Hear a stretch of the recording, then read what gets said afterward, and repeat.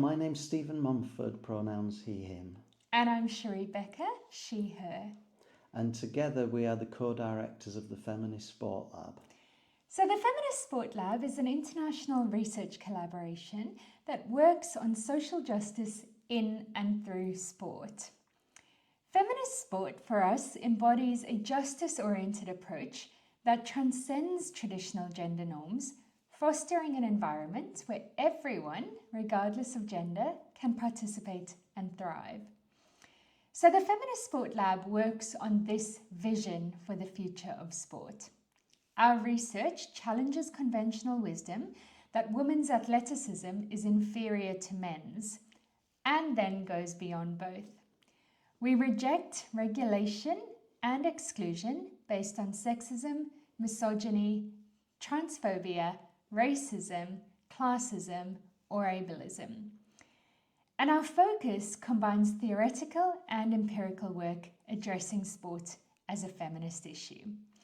So the overall goal for us is to contribute to the implementation of changes that achieve social justice in and through sport.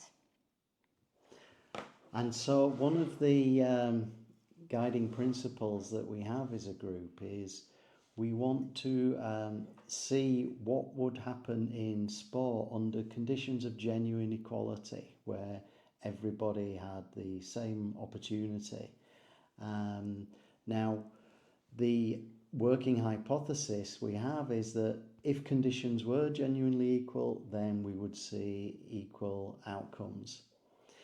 And this idea has been around for a while because way back in 1851, the early feminist thinker Harriet Taylor was considering what would happen if men and women lived under equal conditions. And she said, we can't know for sure, but she said, what we do know is that we're obliged to attempt the experiment. Feminist Sport Lab wants to perform that experiment in the case of sport. That's all right. So we're really interested in how we can do that and through what mechanisms. Now, Stephen, do you want to tell us a little bit about how the Feminist Sport Lab actually started? Yes, so Sheree and I wrote a book last year that's actually coming out next year, so it's going through the publication process now. And that was the culmination of about 5 or 6 years of thinking and discussions. And as we were writing it, we were thinking of it as an ending because it was the culmination of that work. But we then started to think of it not as an ending, but as a beginning. So the book lays down some principles of feminist sport.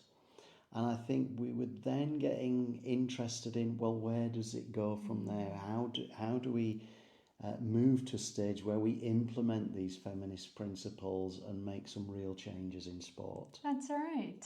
So the book is called Open Play, The Case for Feminist Sport, and it will be published by Reaction Books in 2025.